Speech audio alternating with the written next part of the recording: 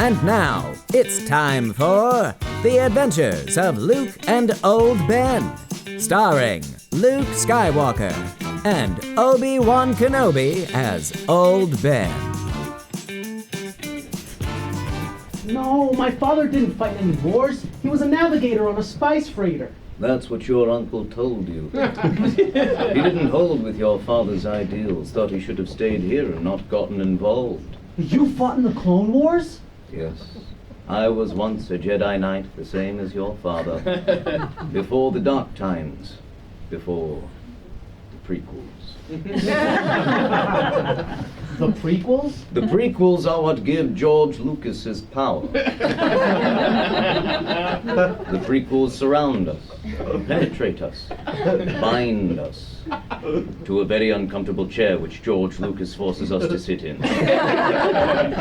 I wish I knew my father. When I met your father, he was the best star pilot in the galaxy and a cunning warrior. Really?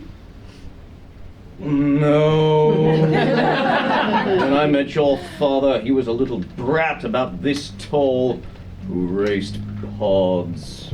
What are pods? Banning pod racing was the one damn good thing the Empire did. Which reminds me, I have something here for you. Oh. Your father's lightsaber.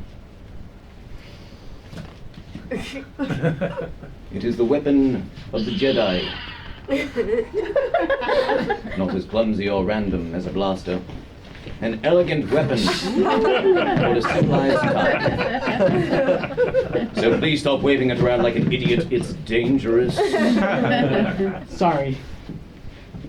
Your father wanted you to have this when you were old enough. Really? No. The last I saw of your father, he was cursing my name after I chopped off his arms and legs and left him burning on a volcanic rock. Ooh, rough day, rough day.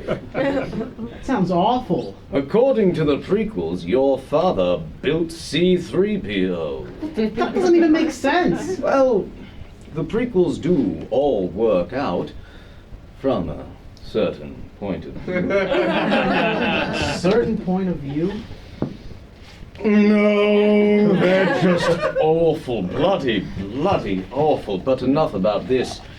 You must learn the ways of the Force if you're going to accompany me to Alderaan. Alderaan? Yes, but first, quickly, let's test your blood for midichlorians.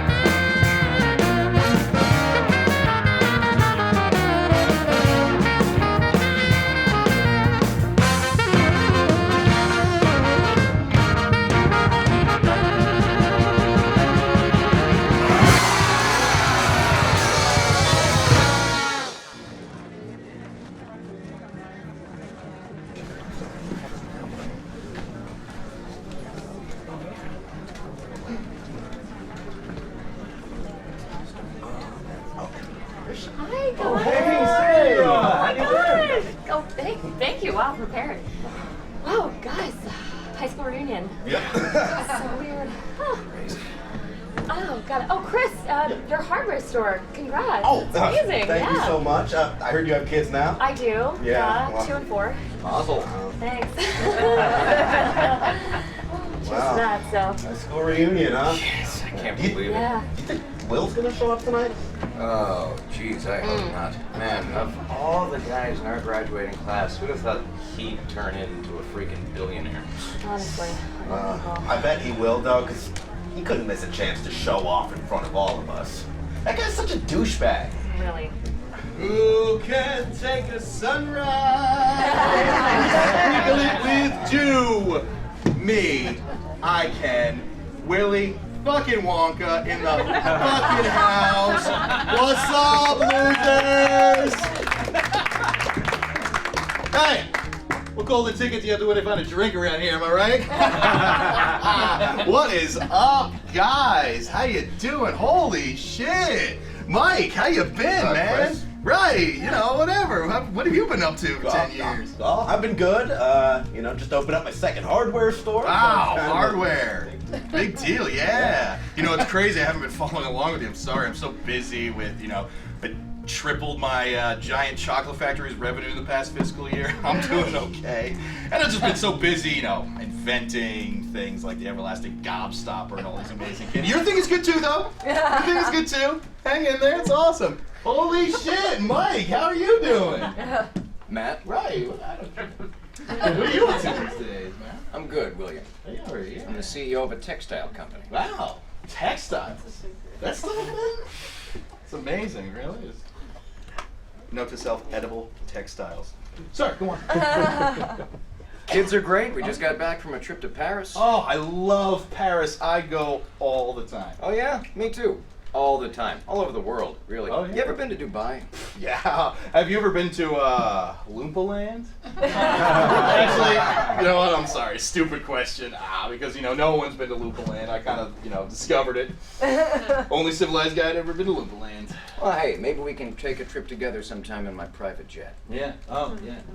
We could also take a trip in, my great glass elevator. Another one of my inventions, Isn't that totally impractical? Like, wouldn't it shatter in low temperatures and high altitude? You know what? You don't know shit about aeronautics, temperature, or elevators, so just shut up. Shut up. Shut up. Holy shit, Sandra. What's up? You remember me, right? Remember the guy, 12th grade, I finally got up the courage to ask you out, and you kind of laughed in my face about it, right? Yeah. Crazy, Sure, crazy, right? I'm a billionaire now. I don't know if you knew that. Yeah. Okay, now it's time for the awards. First, for the most successful graduate from our class. In the fucking bag, man. And the award goes to Chris Stanley, who just opened up his second hardware store. What the fuck is this? Don't applaud for him. Fuck you, man. I have the world's biggest chocolate factory. Hey, how the fuck do you win the award? All right, calm down. It's not that big of a deal. Yeah, just let Chris enjoy his moment, man. Fuck all of you, man. I'm Willy goddamn Wonka. I invented the chewing gum meal, all right? Didn't that turn some little girl into a blueberry? You know what? That's a fucking speculation. There's no proof, and that little bitch had it coming, okay? So fuck you all, especially you, Sandra. Hey, are you under investigation for having an underpaid, racially pure workforce of undocumented migrants in your factory? Fuck this! Fuck high school reunions! I'm going back to my factory. Yeah, go back to your little boy. His name is Charlie. He's the heir to my factory. Sure he is. Fuck all of you.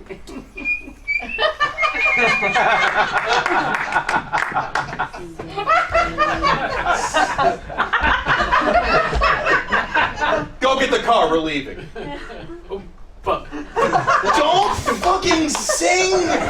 Hey, you people! You fucking I want you to change a light bulb. You sing a fucking song about it.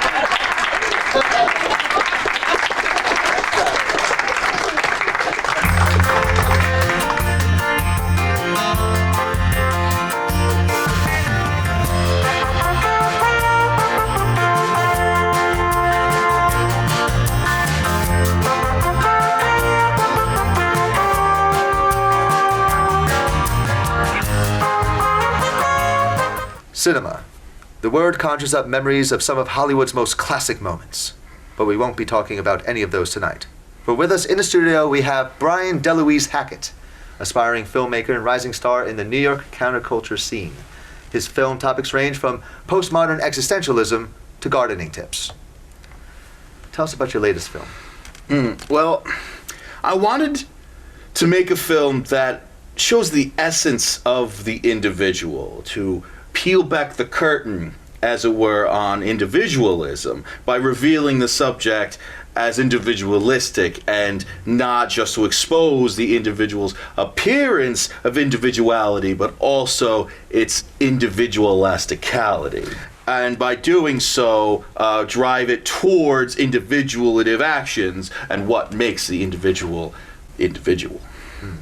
And what's the name of your latest film? Individualmentarianism. Let's take a look.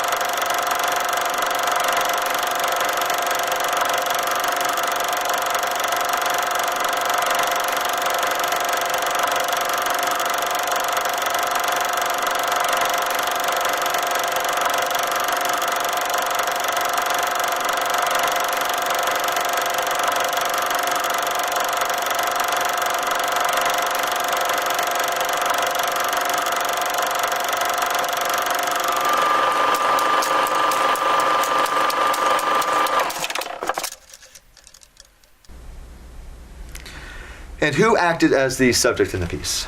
My ex-wife, Sarah. Your ex-wife agreed to appear in the film? Well, she was my wife when we started. She divorced me halfway through the shoot. And how long was the shoot? 2 hours. Hackett is not alone in the recent psychedelic film movement.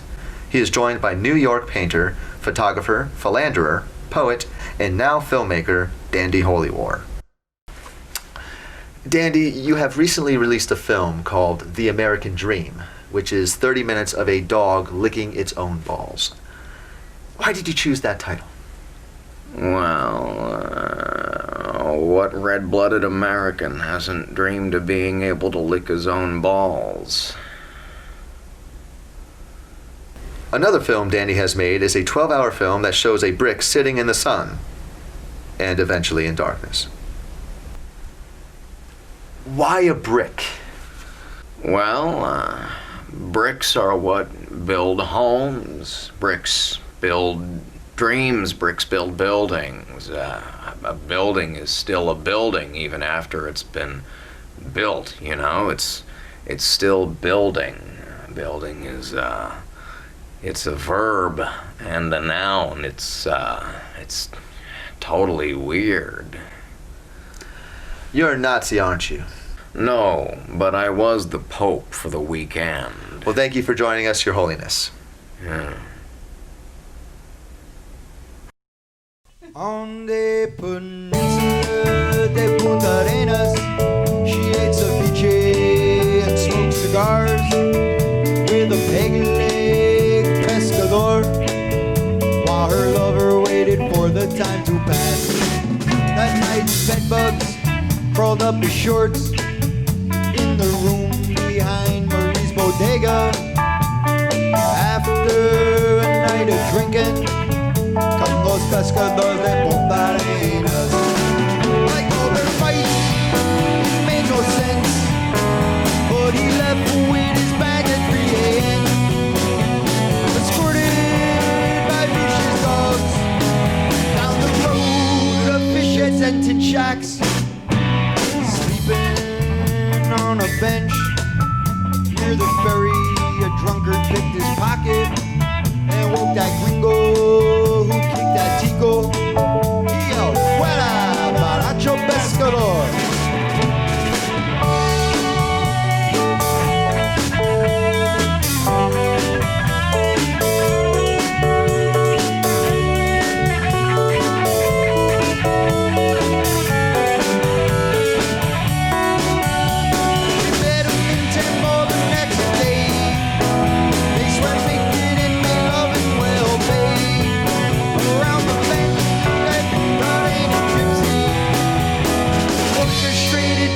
Flies at dusk, just waves for colorful jingling rocks, silver sands beneath magenta cliffs. That gypsy said it's okay to pass, as the spell on her with transient eyes. Bars closed Semana Santa, so they drank with Rastanicos. Danced to Otis Redding on a dead-end fishing hub in Port Limon. Walked there by El Brujo, he fished cocaine out to Caribbean, and did 15 years for shooting a pescador in Punta Arenas. Hours after robbing a bank.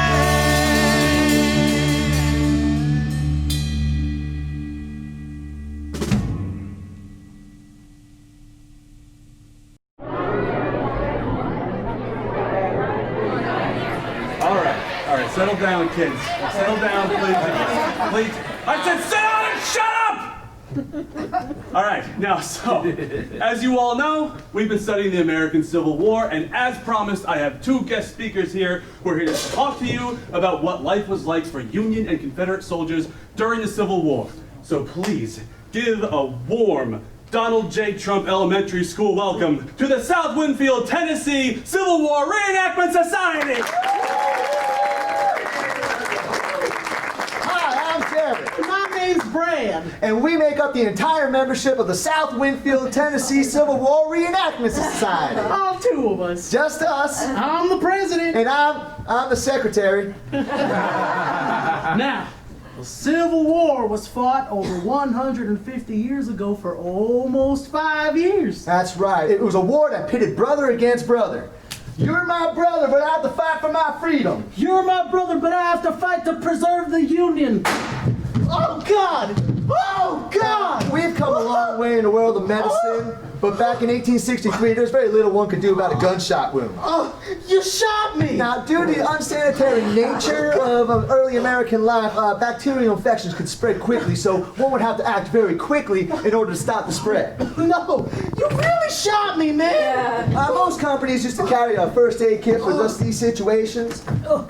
Oh, God, I'm bleeding. No prayers in school, Brad. Now, right here, this here leather belt and this here rusty saw would help guarantee that the bacterial infection did not spread throughout the rest of the body. Jerry, call a doctor! That's a great point, Brad. See, a good doctor was terribly hard to find on the battlefield. All right, so a lot of times other soldiers have to step in and take control of the situation. Now, what we want to do first is make a tourniquet. And the way you do that is you just kind of like attach the belt right about here, and then you tighten it up real good. Make sure that the blood stops flowing. Look, Brad, I am trying to teach the kids how to saw the arm off of an imperialist Yankee bastard here. I'm afraid they can't hear me over the sound of your catalog. Now, if you could please be quiet while I saw your arm off. I'm not playing, man. I can't feel my arm. Playing? Playing? This is not playing. This is reenactment. A time-honored tradition of reliving our past so we can forget about our present. Did Darrell Davis as General Joseph E. Johnson surrender to Oliver Lambert as William T. Sherman at a place not far from the location where it all actually happened over 150 years ago? Were Darrell and Oliver just playing? You're right.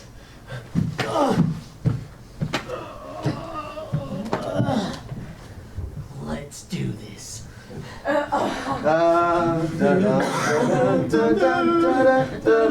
His truth is marching on. That's right. His truth did march on. His truth marched on from Plymouth to San Diego, from New York to Miami. It skipped over Alabama, marched straight through to Texas, though nobody paid much attention to it over there. Folks would stop and ask, "What's that a-marching over there?" And folks would turn and say, "Why, that's his truth there that's a-marching." And others would say, "Whose truth is a-marching?" And then the second group would say, "Well, we don't rightly know. Could be Joe's truth, or David's truth, or George's truth." And then a third group came and asked, "Well, why does it have to be his truth? Couldn't it just as well be her truth? Or their truth?" And then the others said, "Well, I suppose so. This is, after all, the 21st century that we're living in. Now we all recognize that gender operates on a non-binary spectrum." And just like that, the truth was gone.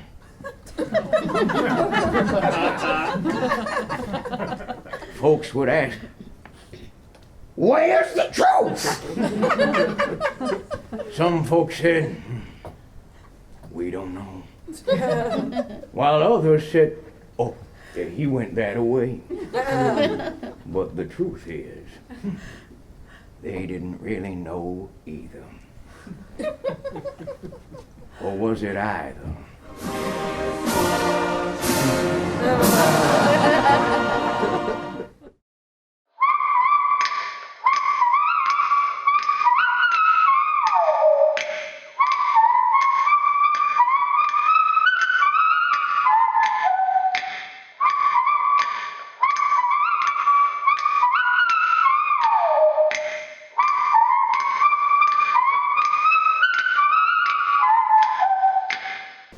Man. Woo! I get attacked by sand people. I meet Obi-Wan Kenobi. I smuggle a ride with a drug dealer, I rescue a princess, I watch Obi-Wan Kenobi get killed by Darth Vader, and then I destroy the spaceship called the Death Star. What a day. But today, I got my couch, I got my TV, and I got a tall glass of blue milk, unpasteurized. Yep, today's all about me. Shall be known as Darth Freeman Bellows. Cheat to death is the ability to Change the channel, Luke. will soon discover. Change the channel, Luke. Sorry. What's my name again? Darth Freeman. Luke, change the channel. I'm watching this. Just see what else is on. No! When you were attacking the Death Star, who told you to use the Force? You did. And when you were having trouble eating your peas, who told you to use the fork?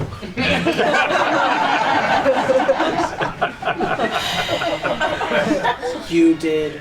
And all I have is sitting here being one with the Force, so I don't think it's too much to ask to change the channel. Fine. Individualmentarianism. Let's take a look. And who acted as the Okay, you can change it back.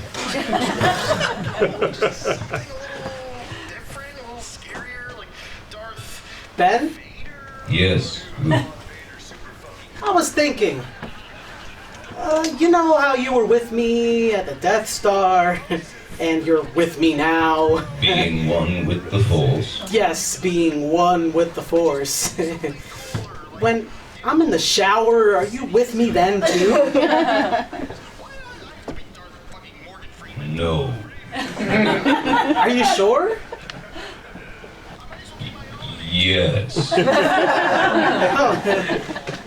Oh, but one thing, Luke. Uh-huh. That thing you do late at night when you're looking at that picture of Princess Leia. You might want to stop doing that.